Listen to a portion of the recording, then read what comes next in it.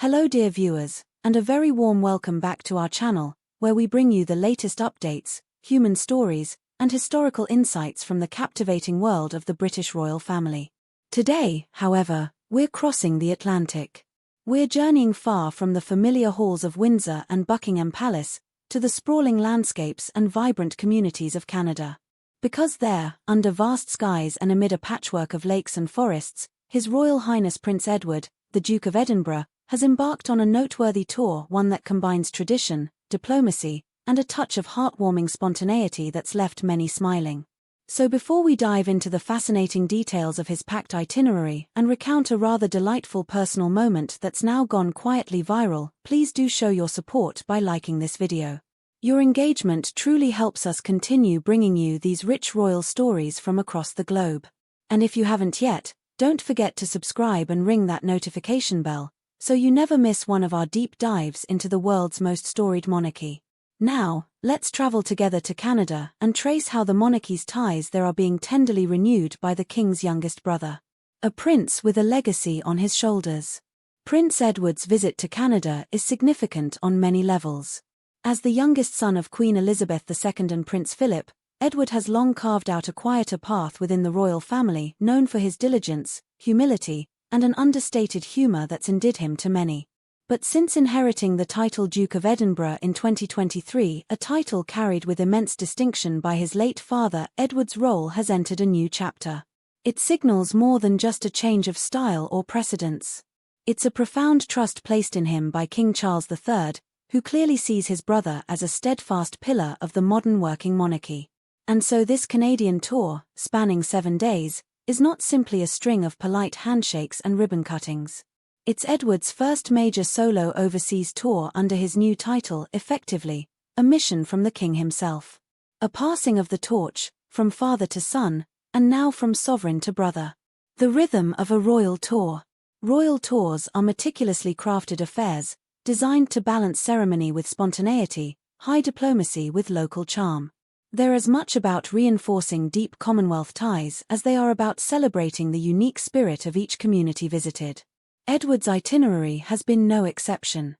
From official welcomes in Ottawa to cultural engagements and community showcases, each stop serves a layered purpose, strengthening the historic bonds between Canada and the Crown, shining a light on vital local initiatives, and reminding the public of the monarchy's enduring, very human touch. Among the many regions welcoming the Duke, one in particular stands out both for its beauty and for a delightful quirk of shared naming, Prince Edward Island. A meeting of names and hearts on Prince Edward Island. Nestled in the Gulf of St. Lawrence, ringed by red sandstone cliffs and dotted with postcard-perfect farmsteads, Prince Edward Island is Canada's smallest province, but one with a mighty charm. Its very name is a tribute to royalty, echoing back to Edward, Duke of Kent and Strathearn, father of Queen Victoria. So for today's Duke of Edinburgh, stepping onto this island carries a gentle poetic symmetry. Residents were naturally eager. Royal visits to smaller or more remote corners of Canada are especially cherished, offering communities a rare, close-up brush with living history, a chance to share their local pride and have their voices heard. The delightfully human moment that stole the show. During his time on the island, the Duke's schedule was predictably full. Walkabouts, community discussions, handshakes, smiles. But as is often the case, it was an unscripted moment that ended up capturing the world's heart. While greeting well-wishers along a rope line, Prince Edward found himself face to face with Barbara Bernard, a local islander with a warm manner and a twinkle of boldness. According to Barbara, as Edward moved through the crowd, he made a small, open gesture with his hands. It was, she thought, a gesture inviting connection, perhaps even a hug. I said, "Is that for me?" she recalled later, her voice bubbling with amusement. And then, ever the forthright islander, she pressed a little further. "Do you want a hug?" To which the Duke of Edinburgh reportedly responded, with a chuckle and an agreeable nod. Okay. So Barbara did what anyone would do in that extraordinary, fleeting second. She stepped forward and embraced him.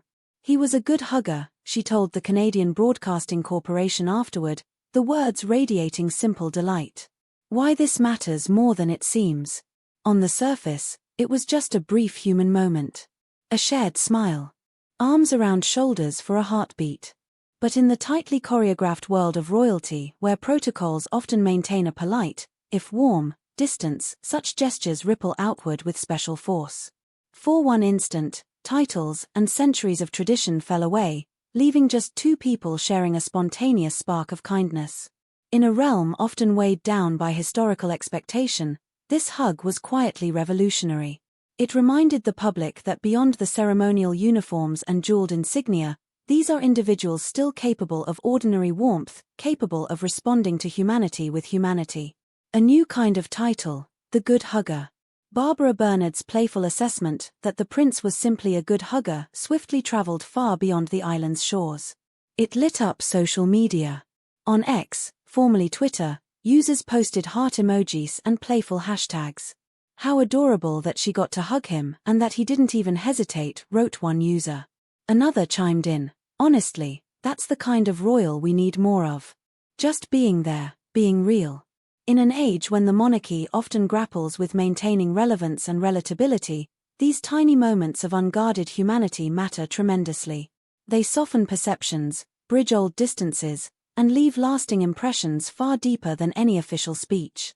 The backdrop, serious duties and symbolic weight. But let's not forget, this tour was also a heavyweight affair of state, threaded through with meaning for the future of the monarchy. Prince Edward wasn't in Canada merely to share warm embraces. His schedule was carefully structured to reinforce the intricate ties between Canada and the British Crown, ties that stretch back to Confederation in 1867 and beyond, into the earliest days of colonial settlement. He attended meetings with local officials and Indigenous leaders, visited charitable projects echoing his father Prince Philip's lifelong emphasis on youth empowerment and outdoor education, and took part in cultural ceremonies designed to showcase Canada's rich diversity. A major national celebration, Canada Day with the Duke. Crucially, this trip was timed to coincide with Canada Day on July 1, the country's great annual celebration of its birth as a confederated nation. For many Canadians, it's a day of fireworks, red and white face paint, maple leaf flags draped across shoulders. But it's also a day that recalls the constitutional link to the Crown, the monarchy that remains Canada's formal head of state. Having a senior royal, especially the newly minted Duke of Edinburgh, present for these festivities sends a subtle yet potent message. That the relationship is alive. That tradition continues. That despite modern debates over republicanism or evolving national identity, there is still room for shared history and mutual respect. A legacy being honored and evolved. For Prince Edward personally, this tour carries another deep resonance. It's a living homage to his late father, Prince Philip, who tirelessly traveled the Commonwealth, championing everything from scientific innovation to rugged character building through the Duke of Edinburgh's award. Now, Edward steers that legacy forward not just administratively from London, but with his own feet on Canadian soil, his own handshake warming the hands of ordinary citizens. In this way, the torch truly passes. Not as a relic of an outdated empire, but as a symbol of service that still seeks meaning in the 21st century. Why the monarchy needs these moments more than ever. At a time when the monarchy faces countless pressures, from questions of modern relevance, to internal family strains, to the enormous challenge of living up to the legacy of Queen Elizabeth II, moments like Barbara Bernard's hug matter profoundly. They aren't policy. They aren't constitutional. But they're real. They form the quiet glue that can keep centuries-old institutions feeling approachable and human. For every stirring parade or jewel-studded ceremony, there is a need for simple gestures, a hug on a breezy island, a shared laugh in a garden, a moment of direct human kindness that cuts across class and history. So what comes next for Prince Edward? Looking ahead, this successful Canadian tour likely signals more to come. King Charles III, dealing with his own health challenges, needs trusted family members who can shoulder significant representational work abroad. In Edward, he has a brother who blends dignity with a genial touch, serious when needed, disarmingly informal when it counts. Future tours may take Edward to Australia, New Zealand, or Caribbean nations where debates about the monarchy's future simmer. Each trip will test his diplomatic skill, but also offer countless opportunities for these small, unforgettable human exchanges. Your thoughts? So now, dear viewers, we'd love to hear from you. What do you make of Prince Edward's visit to Canada, and especially that delightful moment when he became, however unofficially, the good hugger of the royal family? Do you believe these genuine interactions help sustain the monarchy's place in people's hearts? Or do you think it will take more fundamental changes to secure its future? Share your thoughts in the comments section below. We always cherish your perspectives, and they help foster this wonderful community of thoughtful royal watchers. If you enjoyed this story and found it as touching as we did, please do give the video a like, it truly supports our channel. And if you haven't already, subscribe and tap the notification bell so you won't miss our next deep exploration into the ever-evolving story of the British royal family. Thank you so much for joining us today. Until next time, take gentle care and goodbye for now.